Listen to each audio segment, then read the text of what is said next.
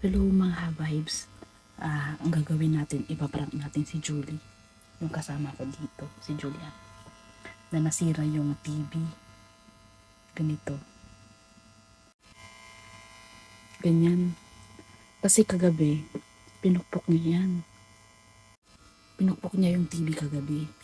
So ipaprank natin siya na sira yung TV, sabihin ko mamaya.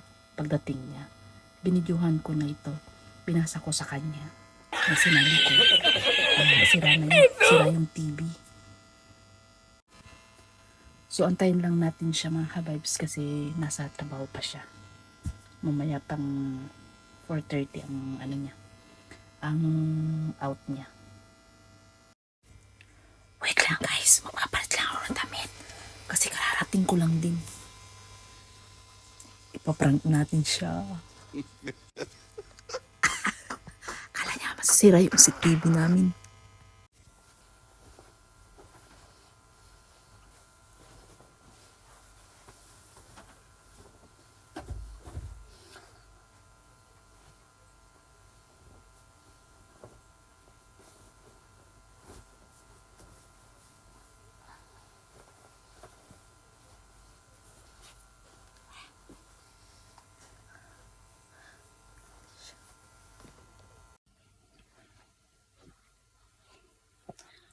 Andyan na siya.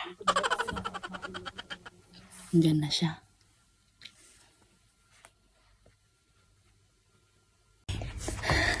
Andyan na guys. Andito na. Ang aga niyang nag-out. Sinabi kong sira yung TV namin. What?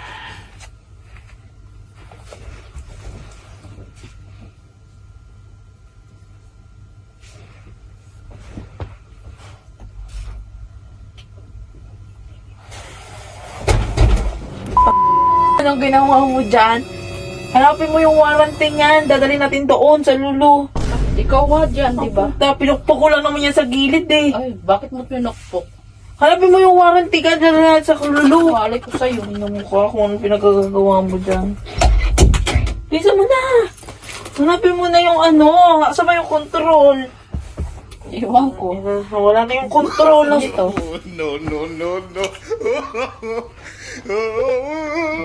Ina ko ka, YouTube pala. Isip ka. Di pa nga bayad yan. It's a prank! Ang aga umuwi. Buti hindi nag-ano. It's a prank. Nagpalastas.